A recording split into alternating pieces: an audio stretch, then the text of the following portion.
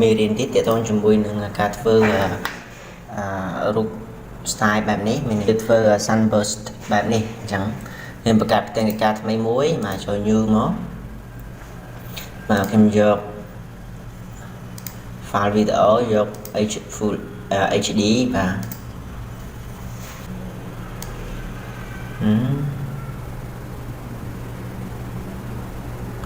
ហើយខ្ញុំគូលើនឹងមួយមកបាទពណ៌នេះហើយខ្ញុំដូរពណ៌ទៅ silver ជាប់មកខ្ញុំដាក់ពណ៌លឿងចុះ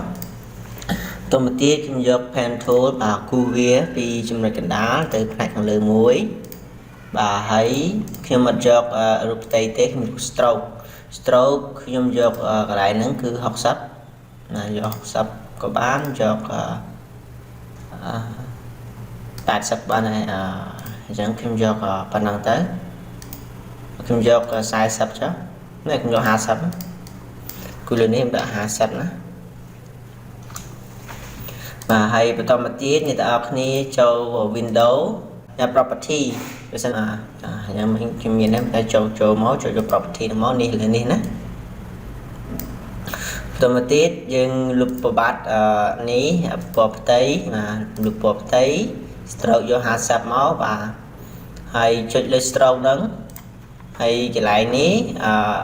uniform ខ្ញុំយកមួយនេះមកនេះបាទមួយហ្នឹងណាអានេះផ្នែកខាងលើបដូរផ្ទុយទៅអញ្ចឹងយើងចូលនេះមកផ្ទុយមកខាងក្រៅវិញណា flip ទៅឡងមកខាងក្រោមវិញបាទហើយបន្តមកទៀតអ្នកទាំងអស់គ្នាចូលយកពេលថា apparent នេះ apparent នេះសញ្ជាក់មែនទេនេះចូល Windows យកពេលនេះណា apparent នេះឬក៏ Shift F6 ក៏បានដែរបន្តមកទៀតអ្នកទាំងអស់គ្នាណាមានហើយអ្នកទាំងអស់គ្នាចូលឡើងនឹងហើយហ្នឹងហើយយក apparent ហ្នឹង new effect នេះ export apparent ឆ្នៃខាងក្រោមហ្នឹងមកខ្ញុំយក11នេះខ្ញុំយក30មក38លើវាចូល FX Spot Transform យក Transform ហើយយក12មកនេះឆ្នៃខាងក្រោមអានេះខ្ញុំចូល30អូខេនេះខ្ញុំបានប៉ុណ្ណឹងណាទំទៀតគឺខ្ញុំទាញវារៀងធំតិចទៅធំតិចមកដើម្បីវាផុតអានេះធំពេកក៏មិនស្អាតដែរណ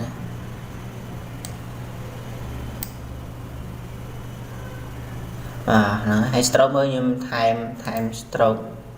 ខ្ញុំថែម10ទៀតយក60អូខេខ្ញុំបានប៉ុណ្ណឹងហើយបន្តមកទៀតគឺខ្ញុំចូលយកនឹងដដែលបាទយក apparent នឹងដែរប៉ុន្តែយក opacity ចុចលើវាមកកន្លែងនេះកន្លែង normal គឺខ្ញុំយកsoft line អូខេប៉ុណ្ណេះណាអូខេហើយយកប៉ុណ្ណឹងហើយបន្តទៀតខ្ញុំយកតាពណ៌ផ្ទៃកណ្ដាលនេះទេខាងគ្នាអត់យកទេចុចលើវាមកចុចលើ electrical tool ហើយខ្ញុំគូសវានៅមកបាទតោះទៀតខ្ញុំ select លើវាទាំងអស់